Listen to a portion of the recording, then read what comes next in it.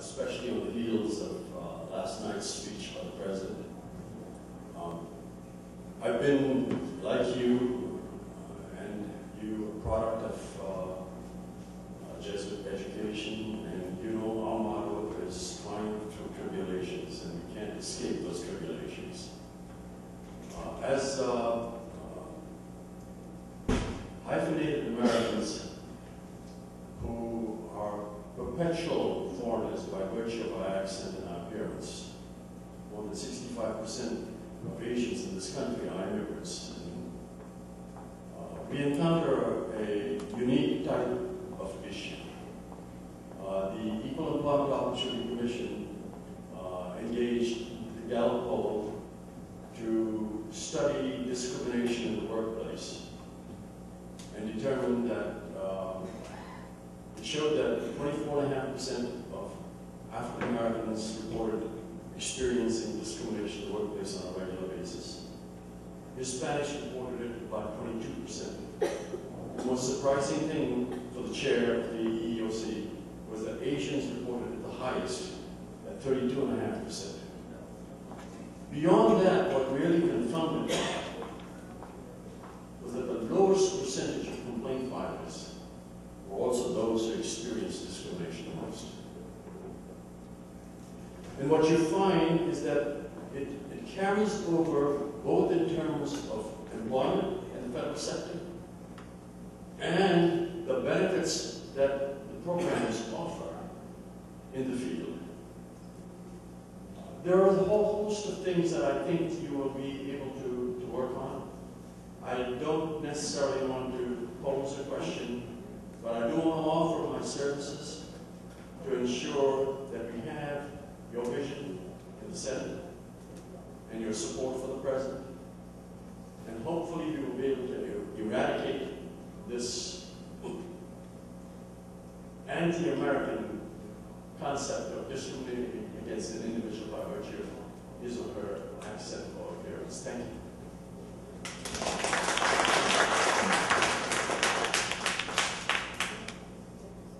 Good morning. Good morning. I have a microphone in my basement for Carol, and it's not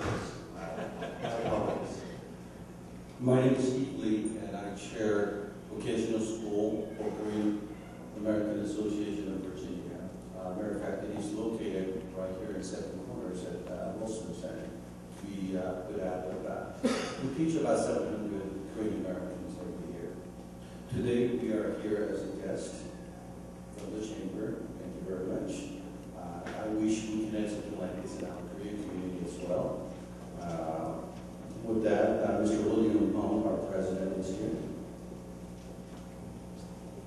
Well, hello everyone. Well, we are just here to show the Vietnamese community's concern for issue is also our issue. And our friend, Mr. Tim Kaine, we've been working for a long time since he was running for the government. I guess we'll have to host this again in our community. And that's all. Thank you. Thank you so much. It's gratifying, but also very to be expected that you are here, because I feel a great sense of kinship among new American communities in Virginia. And if I could just say one word, and maybe it's, I look forward to coming back to the Korean community here in Northern Virginia doing a similar event, because we've been through some positive times together, but we also stood together at some challenging times. And I feel very strongly connected to the community here in Richmond as well, where I served in office before I was in the state office. The point that you made, Mr. Say, about the kinds of discrimination that people experience, and maybe experience at high levels, but then don't report for a whole variety of reasons, that really is, that's a touching thing to hear. And I certainly know from friends of mine of the kinds of experiences that people have every day of either confronting, as I said before, outright discrimination or what I would call gross misunderstanding and miscommunication, both of them, that make them feel somehow that they're not welcome. You know, one of the reasons I'm running in this race is because there's no such thing, you know, real Virginian and a non-real Virginian. There's no such thing as a real American and a lesser American, you know. We're all Virginians. We're all Americans. Everything we do from an official standpoint should repeat that over and over and over again. I had an interesting opportunity when I was inaugurated as governor. To what I could find, no one who in their inaugural speech had ever spoken in any language other than English. And I only know one other language, and it's not an Asian language. I know Spanish. And so I did part of my inaugural speech in Williamsburg, where Thomas Jefferson was inaugurated. I did part of my inaugural speech in Spanish because I wanted to basically not only be welcoming to Latinos, but to send the symbol that, hey, we're all together. You know, in the great words of Martin Luther King, we may have come over on different ships, but we're in the same boat now. And it's very important that, and I just feel this so passionately, anything that would ever divide us up, we're all hyphenated Americans in some way, but anything that would ever divide us up into, you know, the real and the unreal, we need to set that beside us, and we need to act in concert and as one. And actually, that's our strength. That's the great strength of this country. The other thing I said during my inaugural speech was I reminded the listeners that being welcoming to new Americans is an original Virginia value because, and this was a little attempt at humor, but it's true, if Pocahontas had not saved John Smith's life, then we would have had a very different Virginia history. So there was at least a welcome to new Americans from 1607 forward, and we have to be true to that tradition. We can't suddenly turn unwelcoming and be true to who we are as Virginians, because being welcoming to new Americans was part of the very beginning of modern Virginia. And I feel very passionately about that, and I'm glad that you all took that issue passionately before us to challenge us, to encourage us to, you know, to live up to our own values. Xin thông điệp ngày hôm nay Hiệp hội Thương mại có mời thêm 3 người đại diện, 2 người từ cộng đồng Đại Hàn. Họ đến đây họ ủng hộ vì những cái lo lắng của người Việt Nam, họ cũng giống có những cái lo như vậy, họ sợ những cái chuyện này cũng có thể đối với những cộng đồng Đại Hàn. Và trong 2 người đó là một ông là William Hall, ông là chủ tịch của Hiệp hội người Đại Hàn, người Mỹ gốc Đại Hàn, và ông Steve Lee là làm việc ở trên Fairfax County School Board. Đồng thời mình có ông Farooq Sheikh, ông ta là người Ấn Độ làm việc cho liên bang rất là nhiều năm. Ông ta hỏi những cái rất là hay, là những văn phòng của ông ta đã điều tra về những cái vấn đề kỳ thị ở Việt Nam, thì ông ta thấy rất là ngạc nhiên, 24% của người da đen bị kỳ thị, 22 người của Mỹ Latin bị kỳ thị, nhưng mà cái số người Á Châu bị kỳ thị rất là cao nhất là 32.5%. Người Á Châu bị kỳ thị nhiều nhất, nhưng chúng ta là những người không có complain, chúng ta không có nói, chúng ta không có nói lên, thì những cái vấn đề đó hỏi được cho ông thống đốc.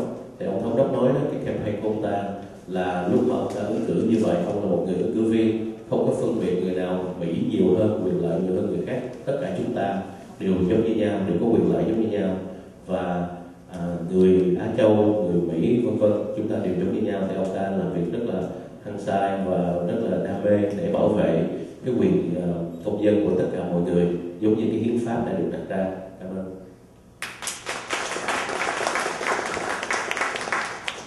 Our next set of questions is going to come from the business owner side, who have been able to join us: Christopher Fawn, Jonathan Fawn, on Min Train, and Mr. Chu Train, Mr. Tan Train. They're all from the small business side. I know they've had concern about small business access to loans and different issues concerning the mortgage industry, access to mortgages that affects their particular area of concentration, which is the mortgage, asset management, and real estate.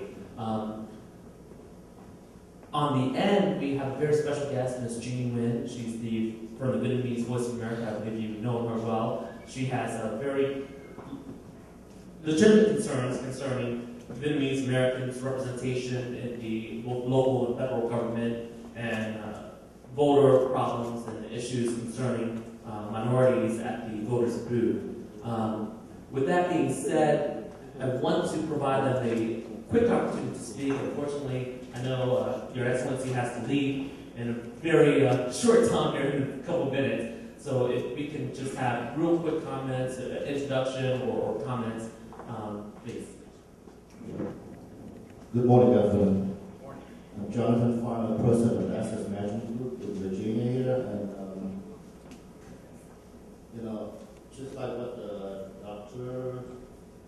Dan just said, I'm a product of education development. I was fortunate enough to grew up in corporate America, so we talk about getting access to capital and resources. That's not something that we have. But when you open it remarks, there were a couple of things that you said, okay, that I just noticed. Number one is the issue of education, and number two is your focus on talent. And I can tell you a little bit about the experience we have recently, and there's really concern about education. Even though we grew up in the state that probably has the best education in the country, I get in flood these days students that graduate from major university. Some of them are very bright young men and women with an MBA program and came into our company for internship. The majority of these students have no skill set for us to tell them what we can do for them.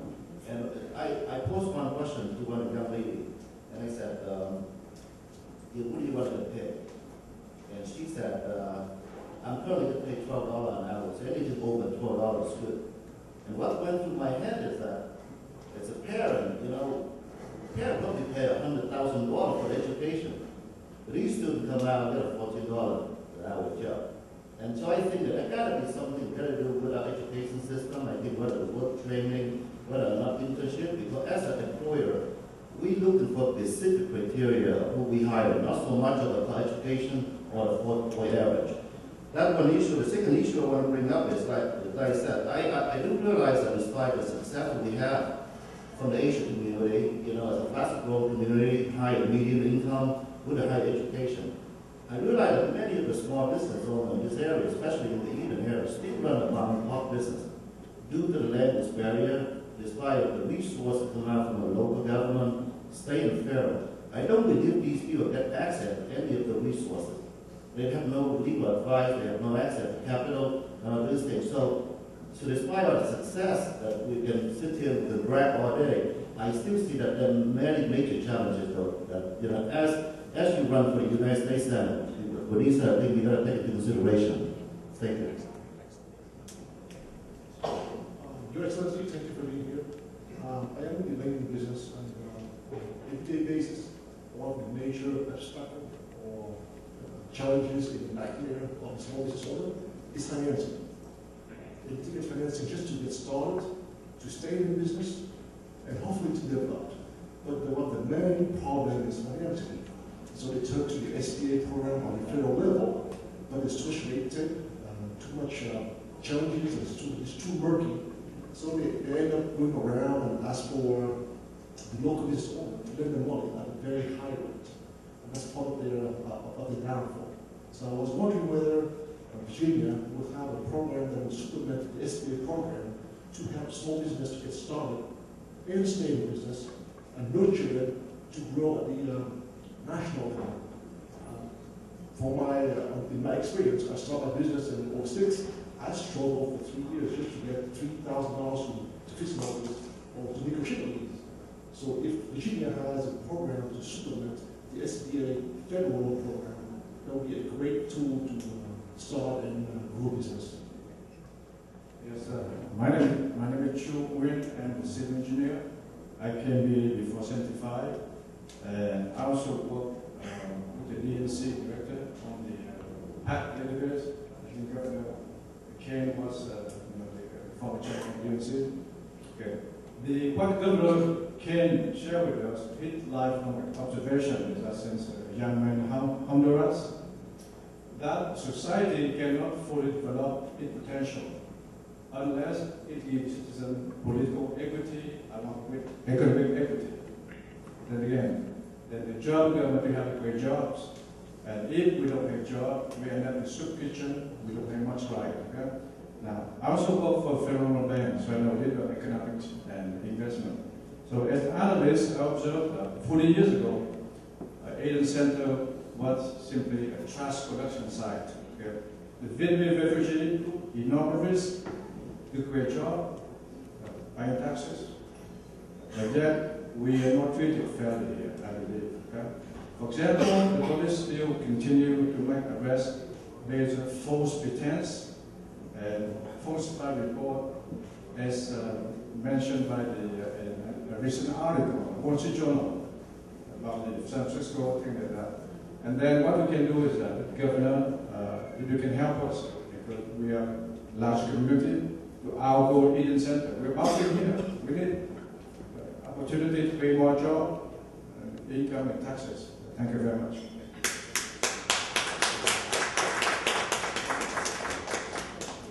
Good morning, Governor. My name is Dan Chance, publisher and editor-in-chief of the One Vietnamese newspaper here. You know, it is established here over 24 years. Normally, I'm not sitting here today, but you know, the VA, COC, DC invited me to join that roundtable. I'm not asking you about the discrimination. I'm not asking you about business. I'm not asking you about human rights. But I want to ask you about my jobs, you know, my profession. Everybody knows that, you know, on August 11, the Fonchos police came here to make the raid with massive task force. And after that, a press conference has been held in, you know, Fonchos City Hall. But they did not consider us. They did not consider our media. From all TV and radio station to all the Vietnamese newspaper, not informed about that. Now my question.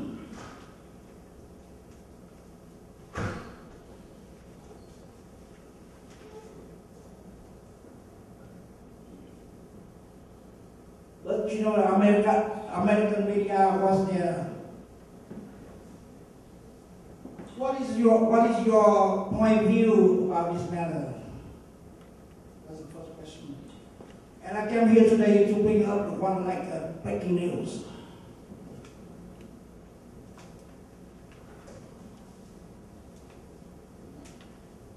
The hottest news today about FBI arrest for police officer in Connecticut.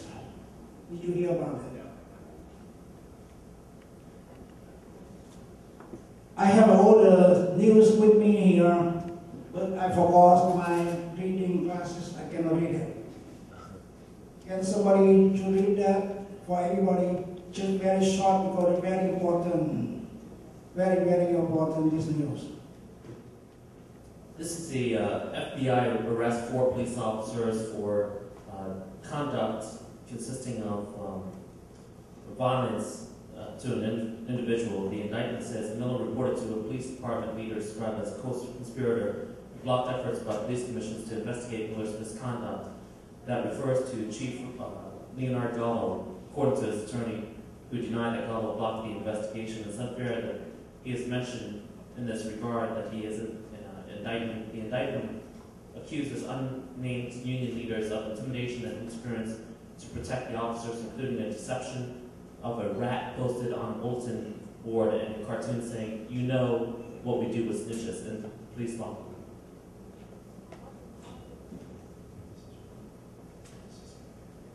The reason why I brought this bill to you, because I would like to compare, you know, what's happened here on the August 11th, and how do you think?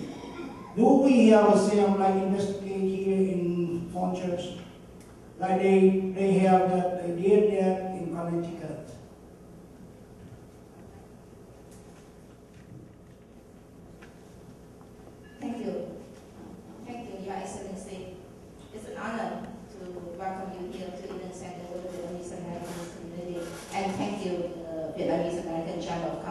hosting this very nice event. My name is Jeannie Nguyen, and we met before. And I have the honor of having Governor Ken Kane appointed to be in the Census 2010 complete count at the state level. And thanks to that, we did tremendous count, and the whole community had showed that our population has risen significantly and comes with the need for more representations. And so that's the first concern we have at all levels. And you will be at the federal level at the Senate. We hope that when it comes your way to appoint or to confirm and the nominee that Asian Americans or Vietnamese Americans, you pay attention to that so that we can have some more representations. My second and more important concern to go with my business friends here are with the healthcare for business, for small business. That's significantly important for each and every one of us, especially with healthcare. And we would like for you to strongly support that at the federal level, the Affordable Care Act for small business, and especially for the older people and ethnic minorities who do not have health insurance. And I also have another concern regarding education. You mentioned that was your top priority. And this year, actually at UVA, there was a research that's being harassed, and the Attorney General Cuccinelli of had sued UVA for one of their research regarding climate change. So I would support the approach at the federal level to increase budget for research, for STEM and education, so that we can bring high-tech jobs to this state and make us the state of talents, where we have more, where we can export high-tech jobs to Vietnam to support our friends in other countries. And so that I hope that you will follow Senator Webb to defend us, to protect us, and to increase the relationship between Virginia, U.S., and Vietnam in many other fronts. And thank you, Ms. Nguyen. At this point, we were just given a note by Governor King. Yes, among those, the concern of human rights should be important so that we can have a level playing field between our small business here, our workers here, and workers in other countries during the TPP and FTAs. Thank you. Thank you, Ms. Nguyen. We were just given a note, as stated on our schedule, the governor will have to leave very soon. So in answering these questions, these are going to also be his closing remarks. Please hold your applause when he finishes. He is going to have to leave.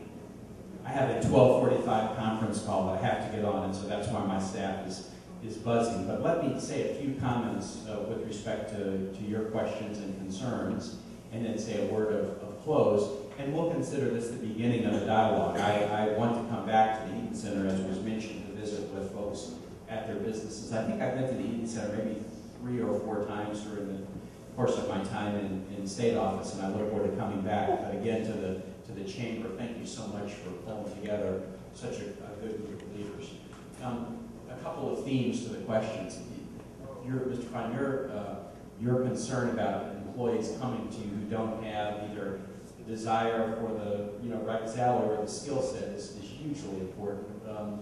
It's not enough just to have a degree. If you don't have the work skills to thrive in a workplace, you've almost been cheated as you've gotten your degree, and a lot of our students don't have the practical skills to be successful. One of the things that has contributed to that in this country is that we really have not done that good a job on the career and technical education side, as other nations have. When I was in Honduras, I was teaching at a career and technical school. That kind of education was very highly valued, but here we haven't done as well as we can. And that's one kind of talent that I really want to focus on as a senator, is promoting better career and technical education in the states and across the country.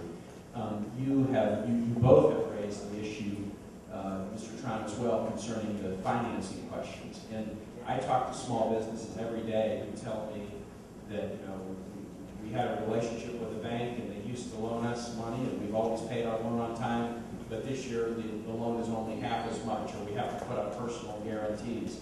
And then if you're a new business and you don't have a track record, you can't even get the loan under any circumstance. Well, I had a business business roundtable like this one day where there was a banker at the table. And so we all turned to the banker and said, now tell us what's going on. And he was saying that he and his community bank really feel under pressure by federal banking regulators to be incredibly cautious about the loans that they make because, well, we have a financial problem. Well, but the community banks weren't part of the financial problem, and it wasn't their loans to small businesses that brought the economy down. So I do think there's some work to do at the federal level in pushing the federal banking regulators to see that there's a difference between, you know, banks that are doing risky things with derivatives and credit swaps and banks that are making basic loans to small businesses. And we shouldn't let our regulation to try to avoid catastrophes of one kind get in the way of access to business loans. And so whether it's Virginia doing something to supplement what the SBA might do, or in my view, regulations that would enable local banks, community banks, credit unions to more easily loan to small businesses, those are kinds of things I'd very much like to work on in the Senate. The issue of fair treatment of the community, I get that loud and clear sitting around the table. Of course, I had read articles about August 11, but that's all I had done.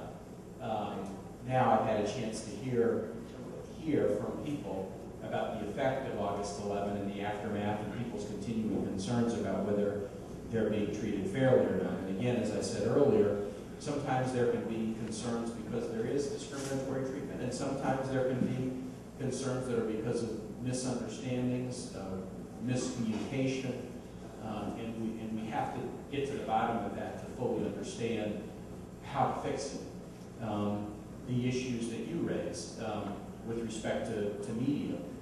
It's really important for the reason I mentioned earlier, the growth of the American population that speaks a language other than English at their home means that all of us who do public work have to really do dramatic outreach through ethnic media, through non-English media, whether it's television or radio or newspaper.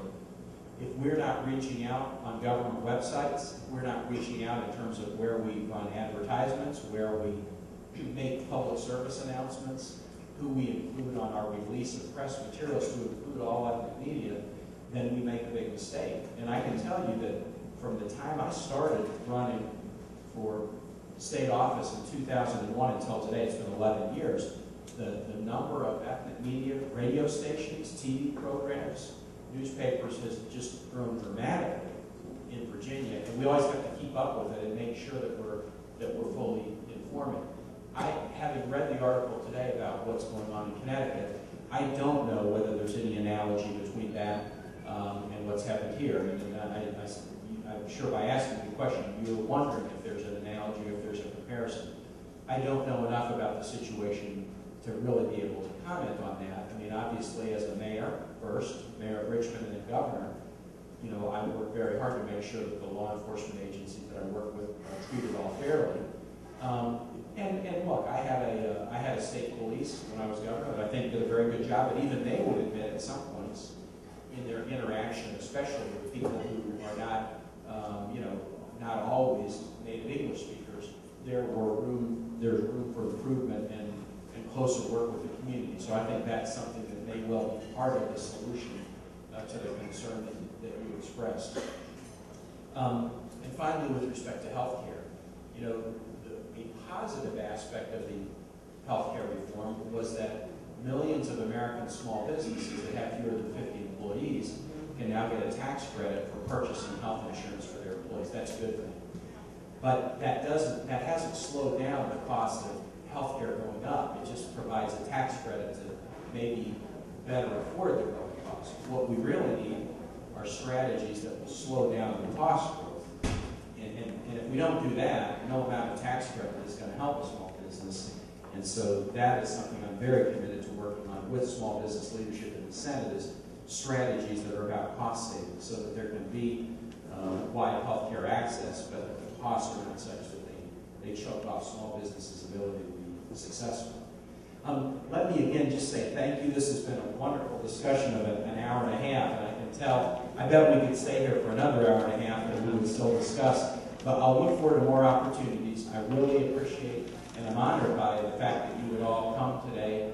I look forward to working with you Trail and thereafter, and it wouldn't be right to finish without saying Happy Lunar New Year. Appreciate it very much.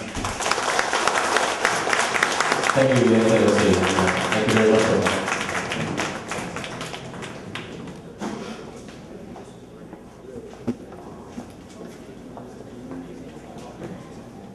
Thank you, everybody, all the community leaders, Mr. Fruit Steak, Mr. Lee, Mr. Hall. And we have prepared food here. I know it's lunchtime, so please enjoy the food with us. And thank you very much for coming out with such short notice. And right now, the Vietnamese American Chamber of Commerce is heading down to Richmond because Delegate Mark King just informed us that the bill that we pressed for is going up on debate about 2:30. So if any one of you would like to join us, we would love to bring you down to Richmond with us. Kính thưa quý vị, trước khi quý vị đi về đó là đây hiệp hội cũng đã chuẩn bị một số đồ ăn mời quý vị ăn trưa, và hiện giờ hiệp hội chuẩn bị đi xuống Richmond là tại vì ông dân biểu Mark King hôm qua có báo là cái bill mà mình đang làm về cái Miranda Right đó 2:30 nó sẽ lên, thì mời ai muốn tham gia mời quý vị đi với chúng tôi để tham gia. Cảm ơn.